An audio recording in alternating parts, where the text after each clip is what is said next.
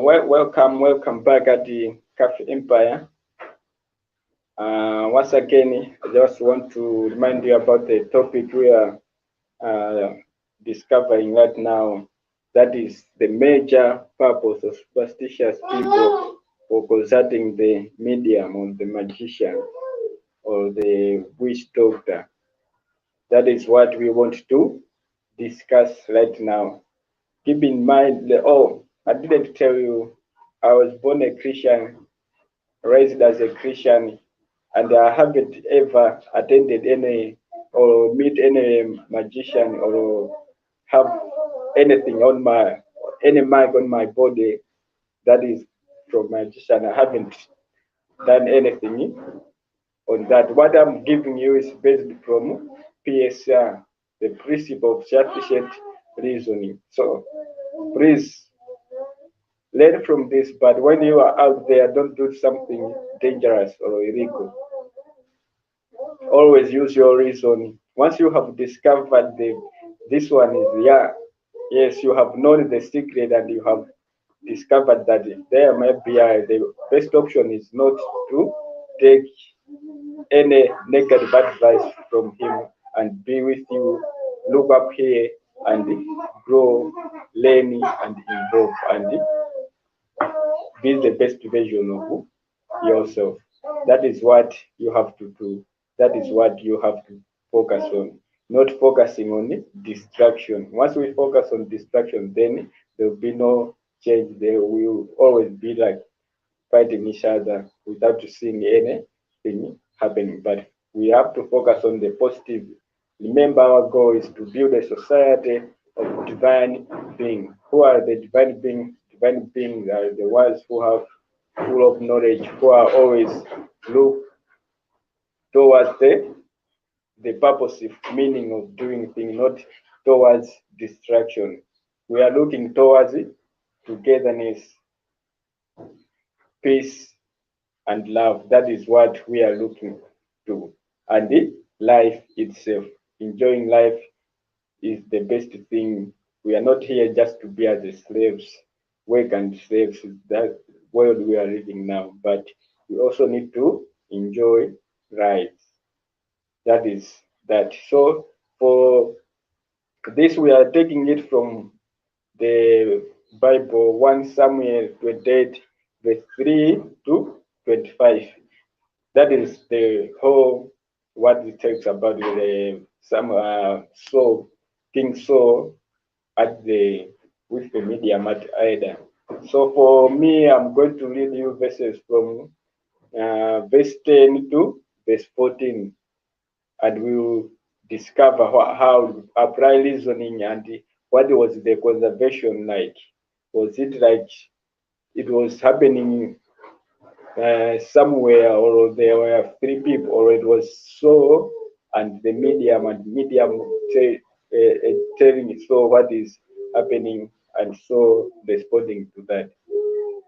So for because I have just read from 10 to 14, let me remind you this is the time when King Saul disbanded all the mediums, all the magicians, he scattered them out, all the dreamers of this country scattered them out. The magicians, some where they were killed, all that is what happened. Then now Philippines, they came to him and try now to conquer him, to fight a war with him. And when he heard that the Philippines have arrived, he was threatened. He was afraid. That is when now, because by then the one who was advising him was Samuel, and Samuel by that time was dead, and he was buried at his hometown. So at this time now, Saul had no one to visit for advice. That is what happened. All them he removed them. So once that by that time, it, then after that terrible mistake of feeling afraid, then is when he said to his son, one of their one of his soldiers would he said that, do you have any place you know that a magician or a medium is still is there? Then they showed him, yeah, we have there's a woman at a certain place called Ada. Then once they reached there, the woman was also afraid. He thought it was a betrayal that Samuel wanted to kill him, and that is where now verse 10 starts that. So swear to her by the Lord. I have started reading for you. Then so the after he saw the woman was terrified, then so said to her, I swore to her by the Lord, as surely as the Lord lives, you will not be punished for this. Then the woman asked, whom should I bring up for you? Then bring up Samuel, he said. You can see now the medium was asking,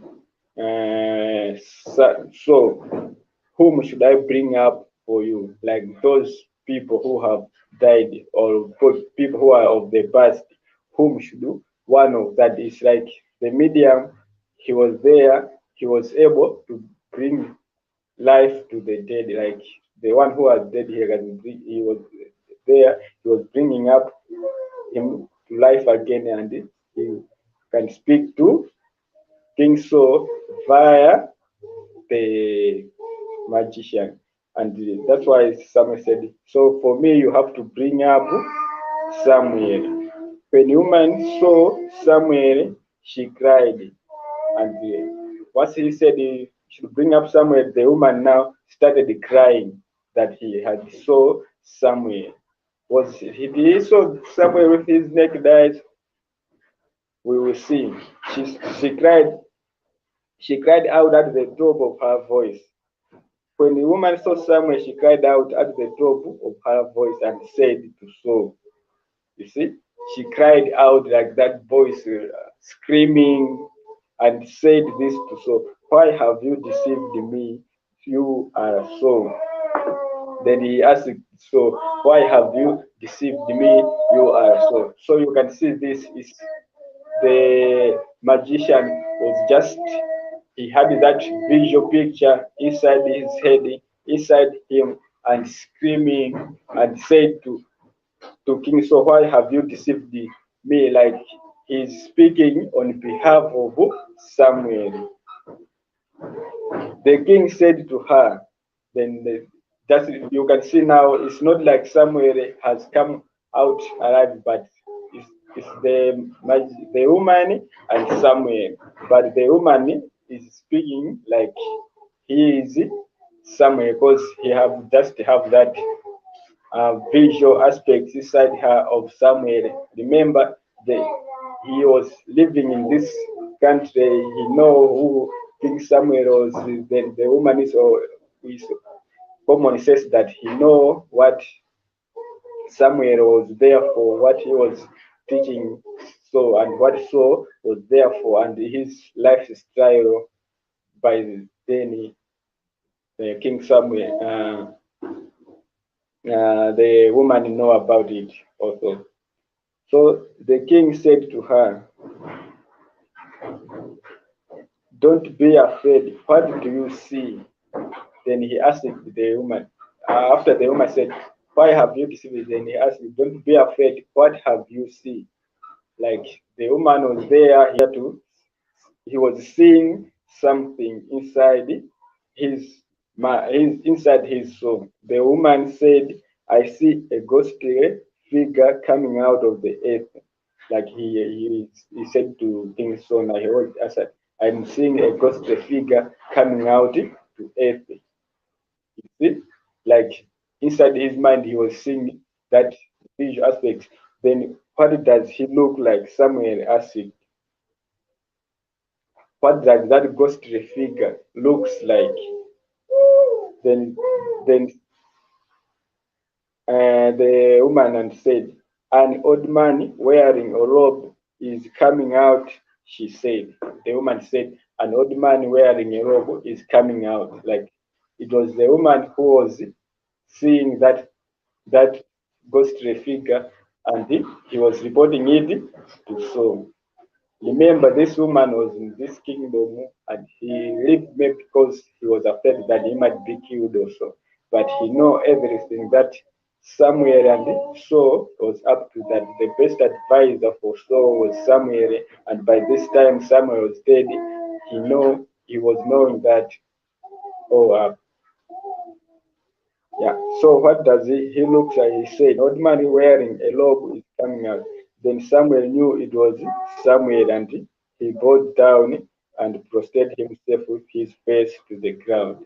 And once the woman uh, uh, described that ghostly figure, then that visual picture also came to Samuel, and he knew that that was it.